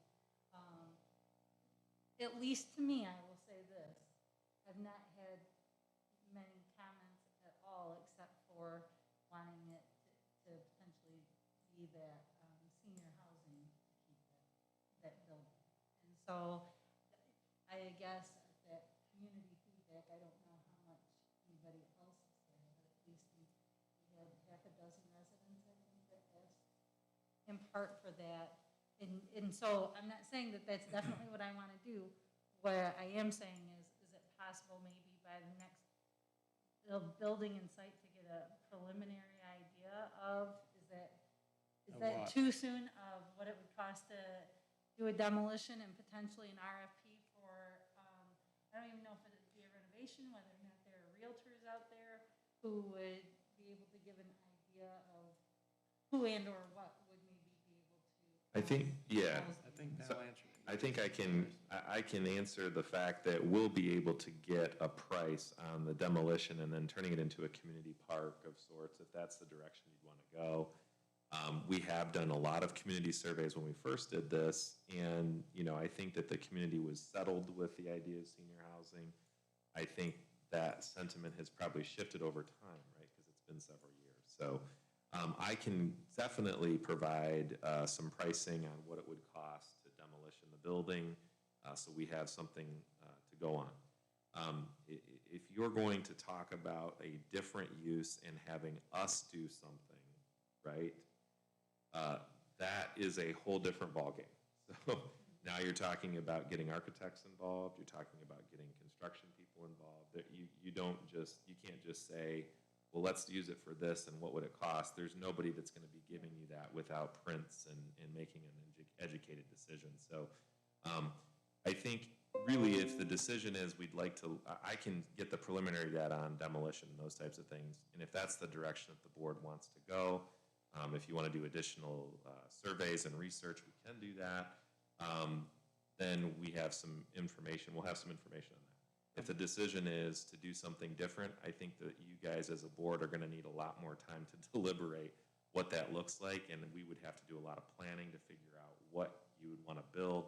And probably the most important question is, where would that money come from in all of those types of things? Could, Oh, go ahead, I'm sorry, Jay. kind of like with Gaines, when you came to us with, you had the options and then how much they would cost. Could you come to us with sort of a document like that sort of thing, so we can see in front of us, like, option 1 demolition, option 2 renovation, option 3? You know, could you come to us with one of those? I certainly can. One thing, just caveat to that, is I won't be able to give you really well-informed renovation numbers because, as I said, that would be a much different endeavor. Right, But I agree with you, because then you want the elevator operational, don't you want the elevator? I mean, that's 300 grand in that project, and are we gonna use the second floor and the asbestos removal and the material removal? I think to make it easy on Ben and the board, I mean, I'd like to make a motion, Carrie, if you don't mind, and I then open it mind. up for I haven't had discussion. a I'm sorry, chance- go ahead. I said I haven't had a chance to. Oh, I'm sorry, Alicia, I was gonna just make a kind of an open-ended motion, but go ahead. I personally feel like we have two different options. I think we need to consider the fact that our role and our job is as Board of Education board members, we are not in the business of real estate. The school district is not in the business of real estate. I'm not saying I would love to see the place utilized. I think we have two options. This is my opinion. If something else was to be done to that building, that is property that we own, that we could potentially sell to the city to do something with it, or we need to get rid of it. If we're talking, all these other options of what to do with it, renovate it, make it into something else, again, we're not in the business of real estate. I mean, it would take selling and then finding appropriate buyers, and then you're talking contracts on whether and how they're using the building. That's taking away from the true intention of our role, which is education, staff, students. I mean, we have a community component to that. Unless we were gonna renovate it to utilize within the district, I don't know why we would even venture into renovation. And the whole reason that it's even empty is because we don't have a need for that building currently. We're considering other buildings in our district that we don't have a need for either. I think we have two options on the board, on the table. Correct me if I'm wrong, Ben, but I believe we went to the city in the past and they were not interested. I could be wrong, and the market could be completely different right now. But I think that's a question that can be asked, and an estimate of what it would take to demo. yeah, the city has a vested interest in they're very interested in what that site's going to be used for.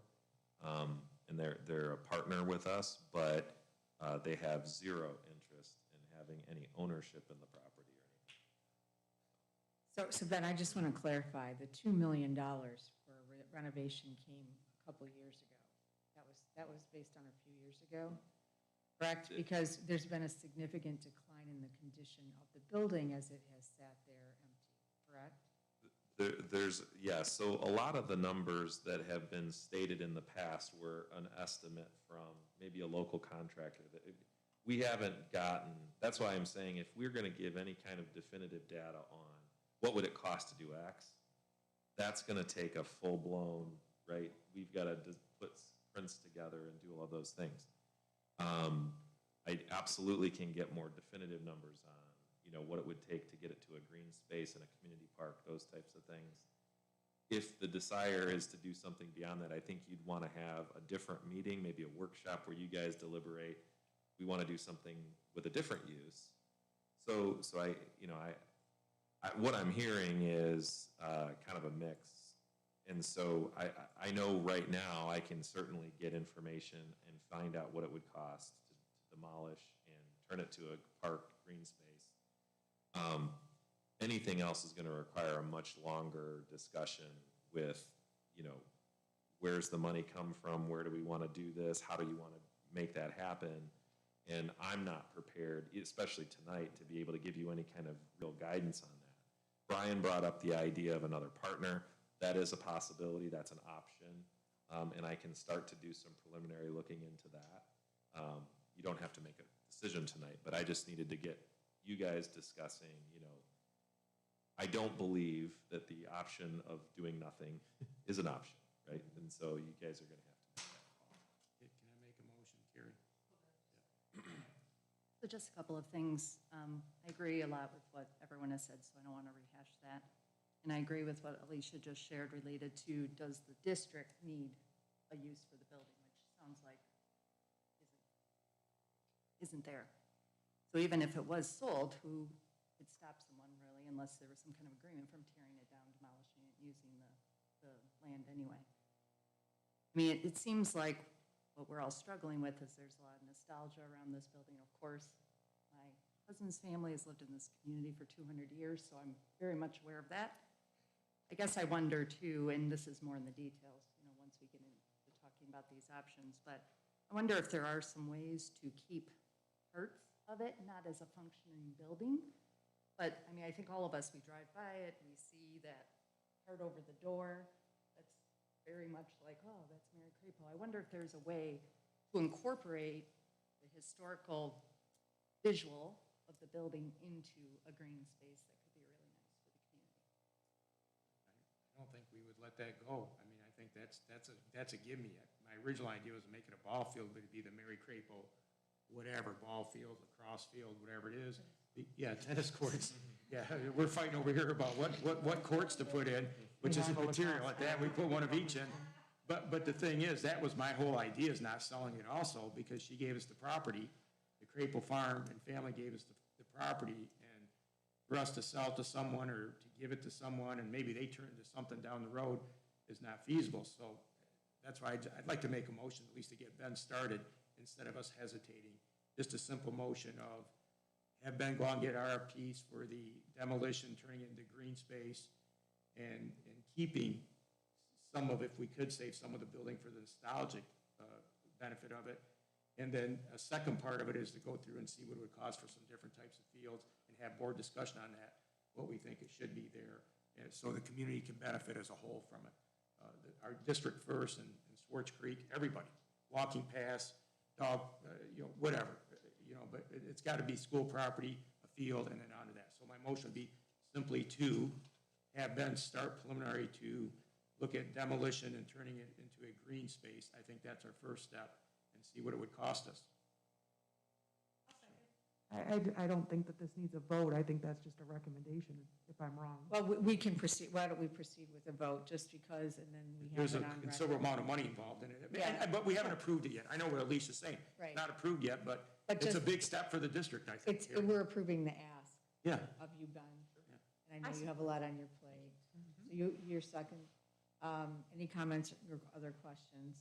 I would like to add into that, because I still believe, I don't think we really have a need for it, because like Alicia said, we've got plenty of building space that, we're really not using, but I still believe if we made a sale to a commercial real estate company that would develop it into something very nice.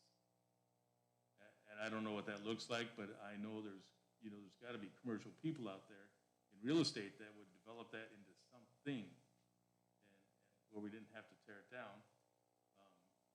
But I do believe we need to get a cost of demo also. I think, yeah, that's, all this is, Brian's not a set thing. It's just for Ben. I think the board's approving him to go out to at least get us a number, so if next month I do something believe- changes, we have that at Yeah, least in I our think we back should have the pocket. numbers.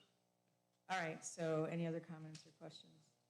Sue, could you do roll call, Can you please? repeat what we're voting on? We're voting on the ask of Ben to go out and do an RFP or to get some figures on the demolition of Mary Crapo, correct? And turning it into flat land, yes, yeah. And as, Yes, it would, yeah. it was result in a green space. Yes, yes, that'd be great, Claire, yeah.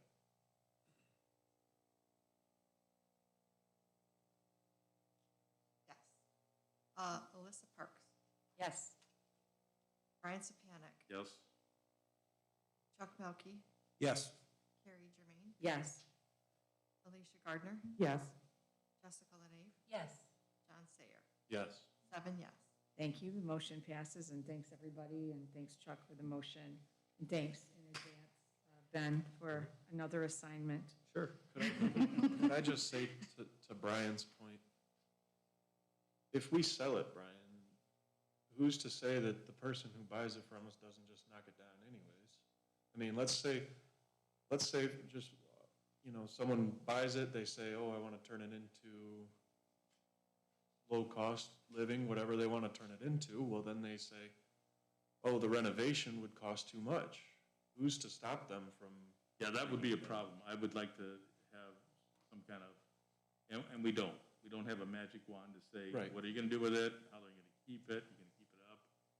I think that, I respect this town enough to, I'd like to be able to kind of control that, but Right. once you sell it, you really can't unless there are provisions. Right, and that's what I'm trying to say, is if we get rid of it, then we have no control over what ends up happening to that building, and I think keeping it as a district property, at least having that control over what happens and allowing the community to kind of give us the feedback of what they might like to see done with it, with the property, I think that's good for us, just in general. All right, thanks, everyone. All right, moving on to board action items, starting with the emergency operation plans approval. Ben, are you going to go through this? Just to give us highlights and then we can vote? Yeah, so this is an annual approval of our emergency response policy. We approve this on a yearly basis this time of year. It's got to be done by December 15th, I believe. And so this is an annual renewal, so you've seen this document before, but this is for your consideration. All right, with that, I would entertain a motion for approval. So moved. Support. That's Chuck and Jack. Any comments or questions? I do have one. Since this is an emergency crisis response policy, is this held confidential? Yes. I just wanted to remind the board. Thank you, Brian, for that. Any other comments or questions? There are no obvious amendments from what it was previously. Right, just name changes. Yep. All right. Be it resolved that the Swartz Creek Community Schools Board of Education approves the emergency operations plans as presented. Sue, could you do roll call, please? Carrie Germain, Yes. Chuck Melkey, Yes. John Sayer, Yes. Alyssa Parks, Yes. Alicia Gardner, Yes. Excuse me, yes. Jessica Lenave, Yes. and Brian Sapanic. Yes. 7 yes. All right, motion passes. Next, we have the approval of the Essers 3 ARP application we discussed earlier. I would entertain a motion for approval. So moved. Support. Brian and Alyssa, any comments or questions? Other than thank you, Ben. Sue, could you do, oh, wait a second, I'm sorry. Be it resolved that the Swartz Creek Community Schools Board of Education approves the ESSER 3 ARP application as presented. Sue, could you do roll call, please? John Sayer, Yes. Alyssa Parks, Yes. Carrie Germain, Yes. Chuck Melkey, Yes. Brian Sapanic, Yes. Alicia Gardner, Yes. and Jessica Lenave. Yes. 7 yes. Thank you, motion passes. Next, we have the bus sale and purchase approval. Ben, were you going to highlight that? Sure, this is, usually every year we go through the process of recommending a bus purchase. We have a purchasing schedule. In this particular situation, the way this works, and we did this last year, you actually make the approval, and we go through the purchasing process with the state. We purchase off of the state bids. The money to purchase the bus would actually not come until next year. That is for your consideration for us to move forward in the process over the next few months. All right, with that, I would entertain a motion for approval. So moved. Support. Jessica and Chuck, any comments or questions? I just have one question. Where's the buses going to be advertised again, Ben? Or this, so it's out in the public? For the bus sale? Yeah, the bus. They get put on 3 of the governmental bid websites, and we all, Yeah, Gov Deals, yes. US Gov Deals, and it's open to anyone. It's open to anyone, Yeah, absolutely. I want to put that out there, so if anybody wants to buy a bus, Yep. turn it into motor. Usually go between, Hey, they're good deals. They sell yeah, 5 to 10 grand for $5,000 to $100,000 $10,000, bus. so, And oh, by the way, we need bus drivers. yes, So, yes, we do. I've been recruiting. all right, any comments or questions? Be it resolved that the Swartz Creek Community Schools Board of Education approves the bus sale purchase as presented. So moved.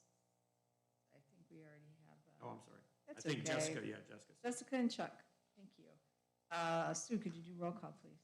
Chuck Melkey, Yes. Brian Sapanic, Yes. Carrie Germain, Yes. John Sayer, Yes. Jessica Lenave, Yes. Alicia Gardner, Yes. Alyssa Parks. Yes. 7 yes. Motion passes, thank you. All right, finally, we have the District Professional Development Advisory Committee approval. Yeah, so this is the list that you see in front of you is our MTSS instructional team across the district.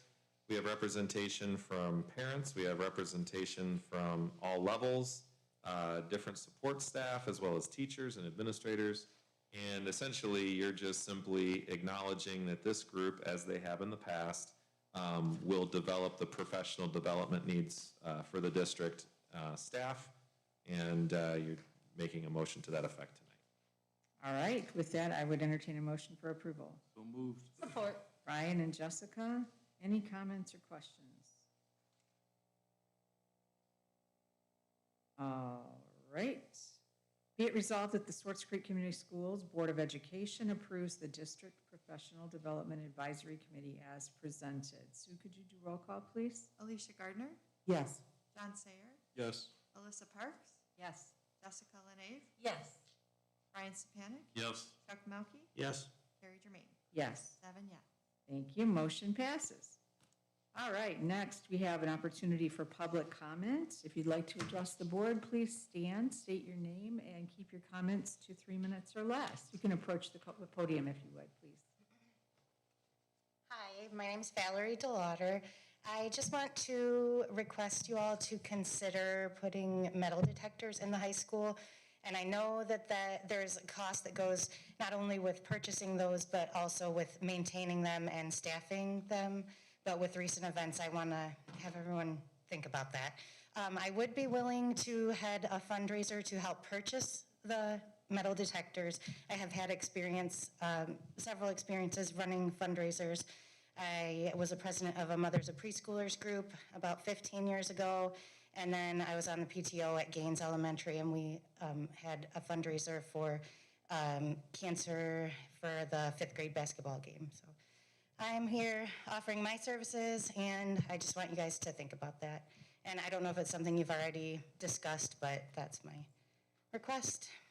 Thank you very much for Thank you. your kind offer. Thank you so much. Thank you, Valerie. Thank you for your interest in coming in, and listening, sitting through of us all. Sit through this. Mr. Ovsenek, I'll let you introduce yourself. Yeah, Michael Avsenik. I have 2 children at Swartz Creek. My daughter goes to Moorish, and my son goes to Elms Road.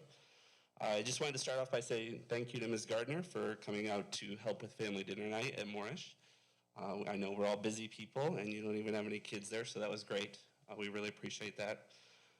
I'm here to talk about the current COVID-19 situation. Here are some of the statistics, the latest ones I could find. Currently, Hurley bed occupancy is at 94%, Genesis is at 91%, and McLaren is at 91%. On September 1st, our 7-day average for Genesee County was 100 cases. As of November 30th, the 7-day average is at 300 cases. As of mid-November, the 7-day average positivity rate was around 20%. So 20% of people who come in and get tested were testing positive. The Genesee County vaccination rate is only at 48% for ages 16 and up. Moorish currently has 5 staff members who are positive. That's on their COVID dashboard. Doesn't include people who are in quarantine. So 5 staff members at Moorish aren't able to work right now. And we just had a week off due to staff exhaustion and lack of staff and so on. I was surprised to see that the Genesee County Health Department mandate for masks was rescinded. This board should consider the safety of students and staff when looking at the future. Going maskless would exacerbate the already tough situation we have with staffing. Quarantines would move back to 6 feet, and they would be more frequent. More people would get the virus. The possibility of having to go virtual with more students and staff quarantined would be more serious. I understand that some parents are against masks for political reasons, but I wonder how much more upset they would be going back to virtual school because of lack of staff. The Genesee County Health Department still strongly recommends that masks stay in place. They aren't doing that as part of some political conspiracy or trying to annoy people. They're doing it because they're experts and they understand the situation. Flint Community Schools and Beecher are both keeping masks for the time being, so there is precedent for other school boards doing that. And they are proven to work to hinder the spread and have no side effects from wearing them. Swartz Creek needs to do the right thing for students and staff and require masks until the caseload is more moderate and more students are vaccinated. Consider adding a vaccination site in Swartz Creek schools so it's easier for our students to get vaccinated. Consider asking an expert on the subject like an ED doctor or Genesee County Health Department staffer to come in and talk to the board about any possible decision. Lastly, we can't talk about how hard it is to find subs, staff, and bus drivers and then do something that will make it even harder. We can't continue to say we support our teachers, staff, and hospital workers if we're not doing our part, the easiest part, to stop the spread of coronavirus. Thank you. Thank you. I want to thank you, Michael, because everything you said is absolutely true. It's very concerning when you start to see the hospital bed capacity being so limited for those who might need other services. So I think everybody knows my feelings about being safe, keeping people safe, and then prevention. And so I appreciate your proactive comments very much. Thank you. I would just echo that. I'm fully supportive of anyone who wants to mask. May have come across differently recently, but I absolutely support anybody who wants to mask and vaccinate. I think if you want to get vaccinated, all more power to you, you know. I would just say, as a board, I don't think that we should maybe mandate it on our students to mask or be vaccinated. I don't think that's really our place, but I will just say I fully support anybody who chooses those options, and thank you, Michael, for your comments. All right. I just have one more. Thank you. First of all, thank you for the shout out. I did not need that. It was a lot of fun. And it was great food, by the way. So the next time that you have an opportunity to participate, do a dinner thing because they feed you. So that's one comment. I will actually, so thank you as well. I ditto what Mrs. Germain said, and I will unfortunately go against or counteract what Mr. Sayer has to say. I do think it is part of this board's responsibility, not necessarily that we mandate anything, and I don't want to get into any specifics, but we do have an obligation to the health and safety of the children and the staff and the community. So our job is to evaluate and look at policies and procedures for the district. That's one of our number one jobs, as well as fiduciary. So when it comes to what policies do we enact or do we not enact, that is number one of our things that we need to do. So it is something that we need to consider. Again, I think we need to follow the expert advice. It's not our job or our responsibility to know what's right, or know what the science or the medical advice would be. However, we do have an obligation to look at our policies. Absolutely. I was just simply saying I don't think that it's right now we should mandate it, is all I was saying. Okay. All right. Carrie, but some numbers were just administered in the record here, this 94, 91, and 92%, I believe. And that's really high numbers. And it's for total beds. So is that total COVID patients? So there's No. 94% of COVID patients in the hospital? Well, that's what happens when people throw numbers around. So that scares the heck out of people when people throw numbers around that the hospital's 94% full. It makes it sound like it's COVID. That 94 beds out of 100 that could be full. I will actually. That's not true. See, No, hold on. It's about 30% are COVID. okay, yes, However, but you said, but you threw out the number of 94. However, And if you 94 understand scares how people. hospitals work, but if 94 they're scares people. 94%, if they're Total 94% packed, It's that's only 30%. 6% of beds who are left for people who need them. Right. So you understand that if, Oh, I if we get to understand the numbers. 100%, then people aren't going to be able to be admitted to the hospital. They will die, or they will have Right. severe outcomes. Right. So I wasn't trying to fearmonger. I think you just have to understand how hospitals work. I know how they work. I worked in the medical field for 26 years also as a police officer. As a police officer, that's not in the medical No, field. that, Anyway, I was a Mr. Melky. paramedic. You don't know that. You don't know that. I spent a lot of time in the hospitals, Mrs. taking Jerome, emergency can I have patients in, order, but I please? don't, Yes, Chuck. fearmonger Chuck, is with the please. numbers. I just want to get the numbers straight. Don't somebody say there's 94% and then they think it's COVID patients, 94%. I think Mr. Ovsenik said that there was a That's fine. contributing factor due to COVID patients at Well, 30%.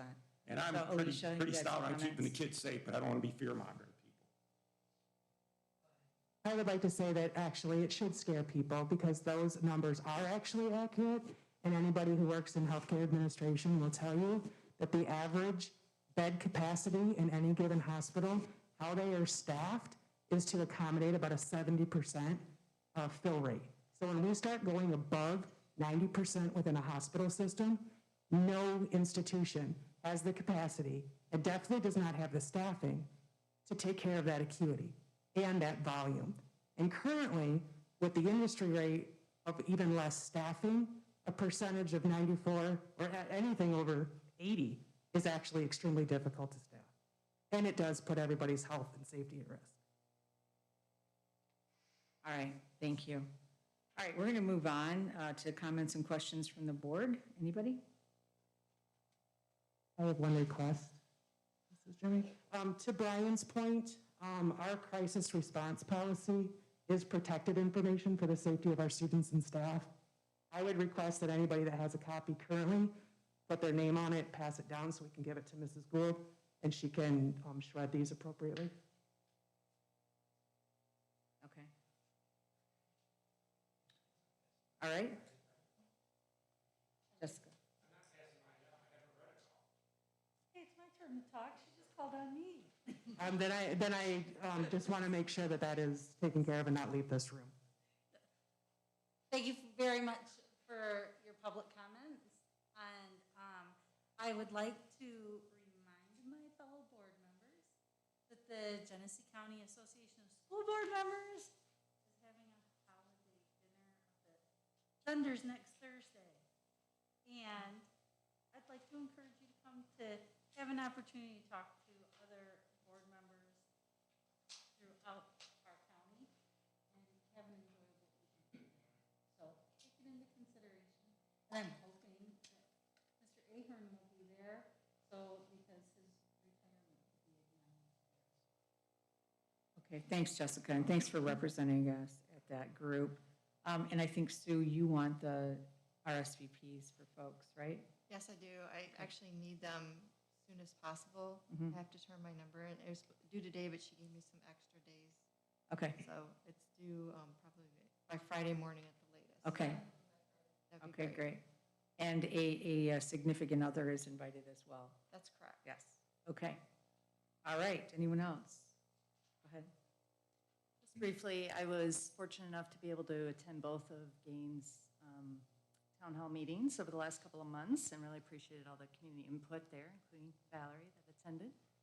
And I guess I'm assuming, hopeful that we're going to put together a schedule of meetings or kind of as we move towards this March date, feels like we need to kind of figure out the structure for what conversations need to happen before the decision is made, if any. Because I know we're talked about having a special meeting in March or a good portion of a meeting towards that. So I guess I just want to make sure that with Mary Crapo and all of the other key priorities, absolutely, that everyone's thinking about that we're also thinking about gains between January and March and thinking about that important decision as well. Thank you. Anyone else? All right, I just want to remind everyone that we are scheduled for Ben's evaluation. Now, I have it on 2 different days, so it must be a really long conversation. I do believe that it's on the 15th, is that correct? I thought we were starting on Tuesday night and continuing into Wednesday. No, it will be Wednesday evening. Wednesday evening. Okay, all right. With that, I would entertain a motion for adjournment. So moved. Support. That was enthusiastic. Chuck and Jack, any comments or questions? Hearing none, those in favor say aye. Aye. And thank you so much, everybody, and thanks for our audience.